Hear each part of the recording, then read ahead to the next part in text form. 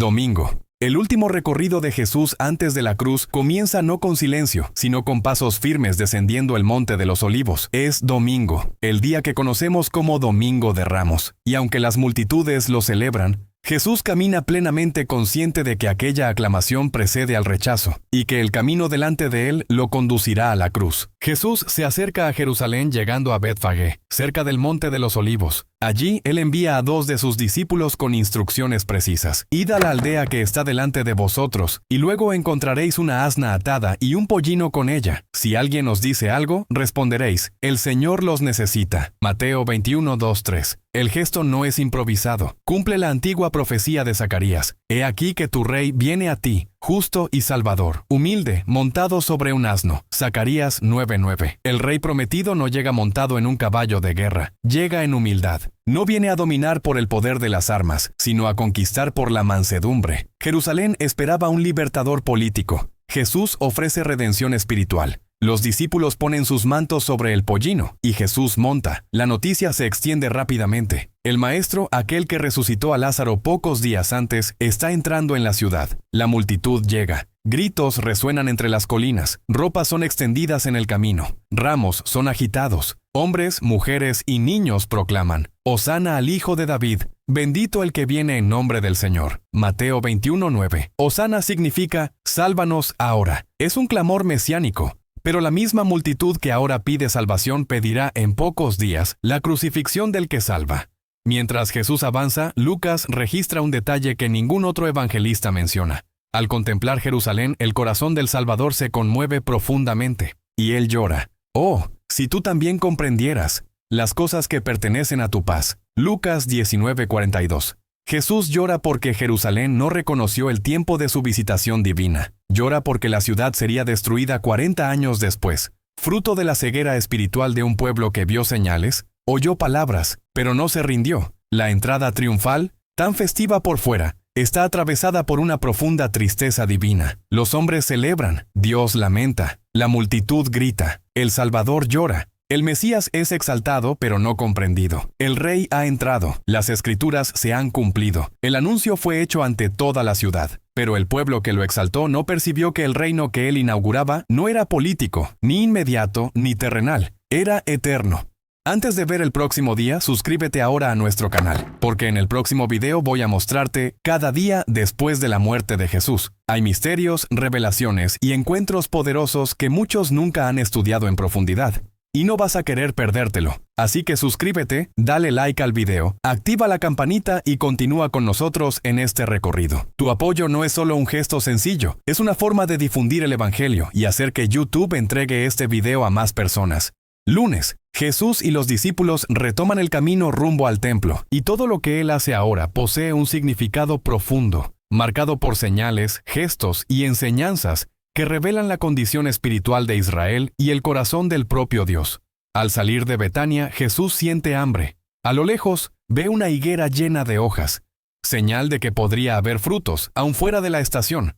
Pero al acercarse, encuentra solo hojas. La apariencia prometía vida. La realidad era esterilidad.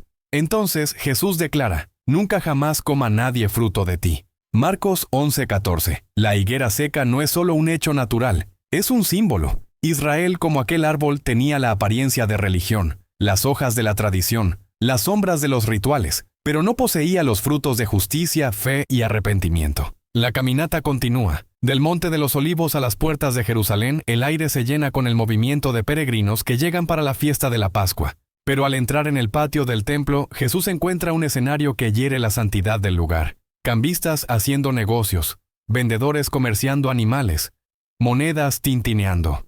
Gritos resonando, regateos donde debería haber reverencia. Lo que debería ser la casa de oración se había transformado en un mercado ruidoso, y peor, en un espacio de explotación, corrupción y conveniencia religiosa. La indignación santa alcanza su ápice. Jesús actúa con autoridad profética.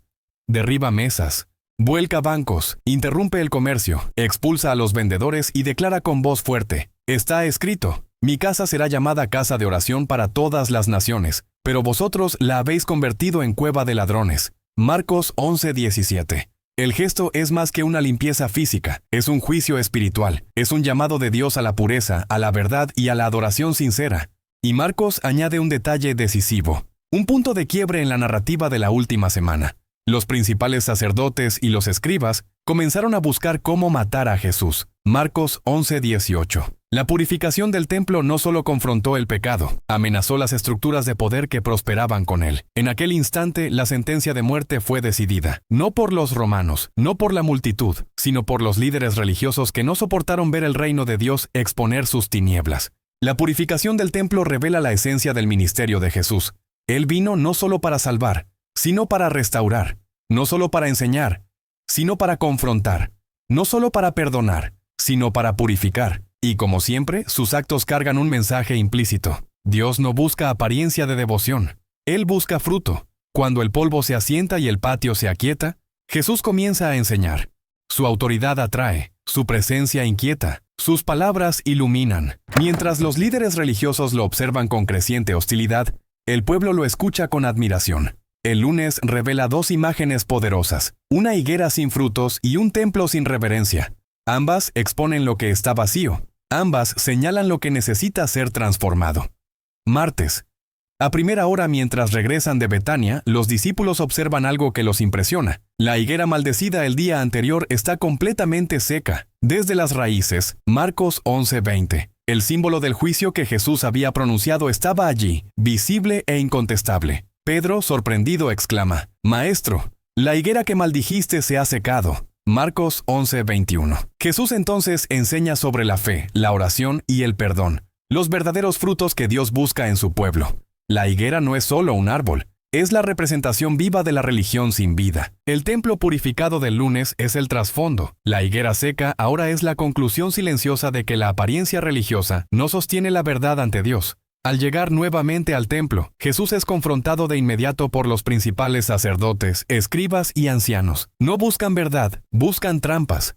Y preguntan: ¿con qué autoridad haces estas cosas? ¿Quién te dio tal autoridad? Marcos 11:28.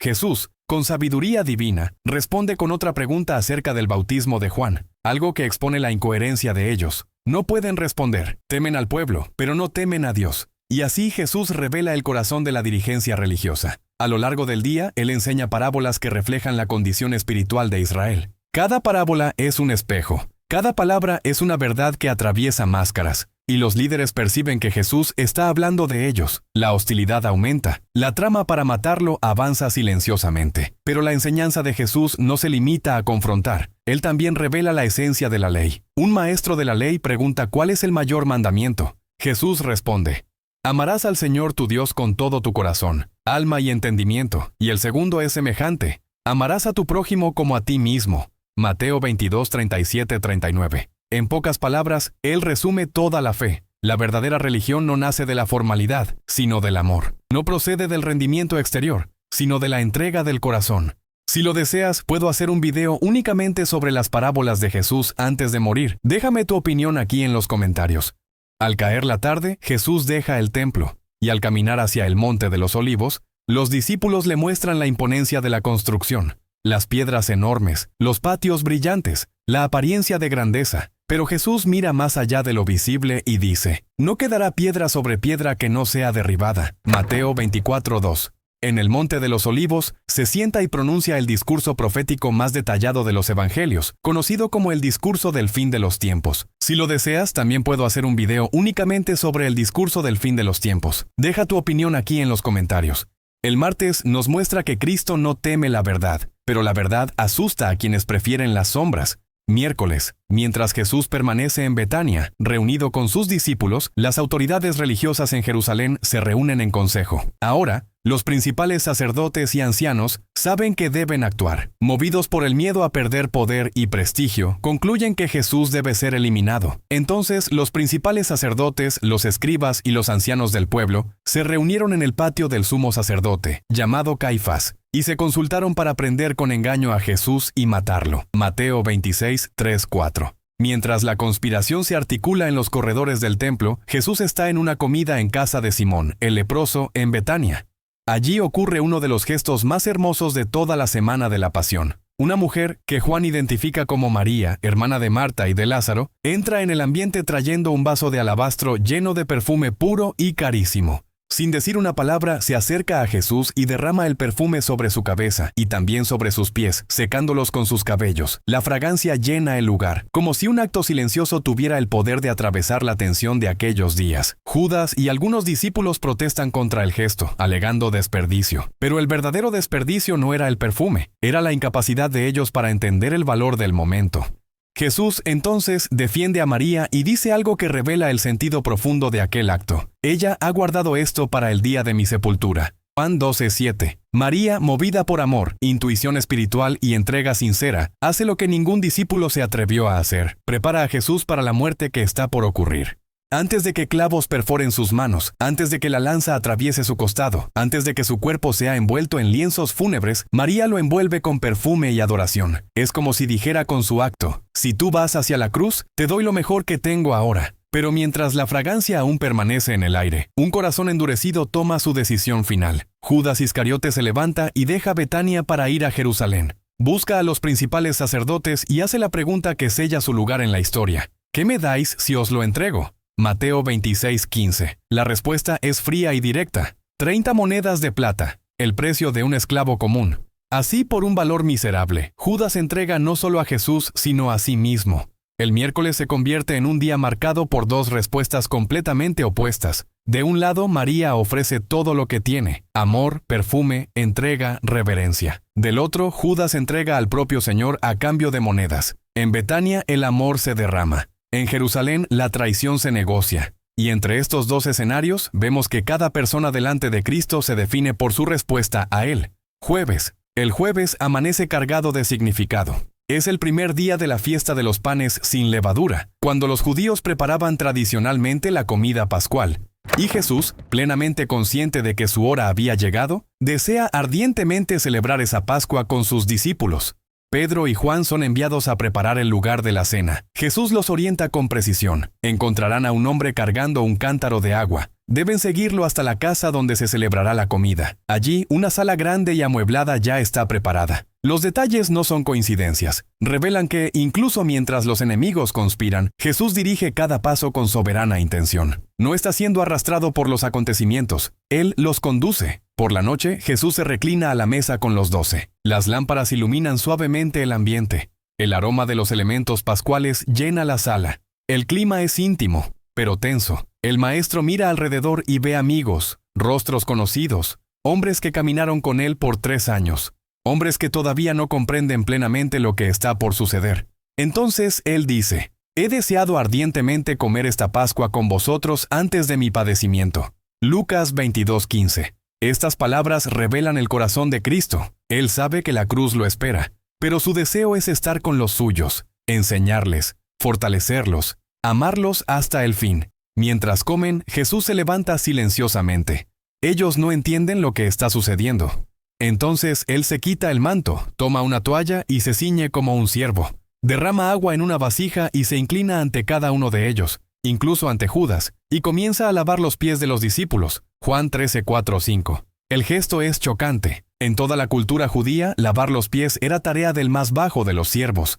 Pero allí está el Hijo de Dios, el Rey prometido, arrodillado delante de hombres imperfectos. Pedro protesta, incapaz de concebir tal humillación, pero Jesús explica: el que quiere seguir al Maestro debe aprender la humildad del Maestro. Lavar los pies es más que un acto de servicio, es una lección viva de amor sacrificial. Es el Evangelio hecho gesto. Cuando regresa a la mesa, Jesús hace algo aún más profundo.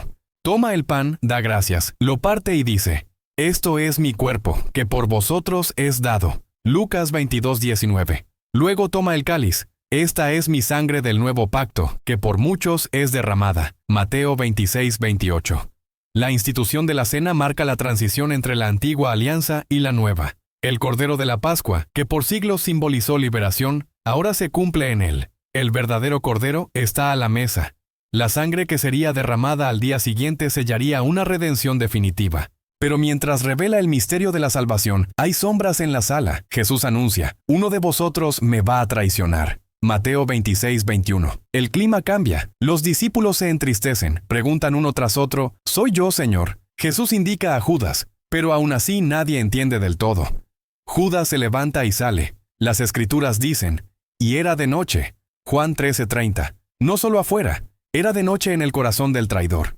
Después de la salida de Judas, Jesús habla abiertamente a los 11, los llama hijitos, les da un nuevo mandamiento, promete el Consolador, enseña sobre el amor, la unidad con la vid verdadera, el odio del mundo y la alegría que vence la tristeza. En el punto más alto del momento, Jesús ora. La oración sacerdotal de Juan 17 resuena como el corazón de Dios revelado. Ora por sí mismo, por los discípulos y por los que habrían de creer. Ora por nosotros. Pide la protección del Padre, la santificación en la verdad, la unidad de su pueblo, la gloria compartida desde la eternidad. Cuando terminan, cantan un himno, probablemente el Hallel, como era costumbre en la Pascua, y salen hacia el jardín del Getsemaní. Allí, bajo los antiguos olivos, el peso de la misión cae sobre el Salvador. Jesús dice a los discípulos, «Mi alma está muy triste, hasta la muerte». Mateo 26:38. Él se aleja unos pasos, cae con el rostro en tierra y ora, «Padre, si es posible, pase de mí esta copa, pero no sea como yo quiero, sino como tú quieres». Mateo 26:39. La agonía es tan intensa que su sudor se vuelve como gotas de sangre. Lucas 22:44. El peso del pecado del mundo, la cercanía de la cruz y la separación momentánea del Padre angustian el corazón del Hijo. Aún así, Él se somete, no por derrota, sino por amor. Mientras tanto, los discípulos duermen.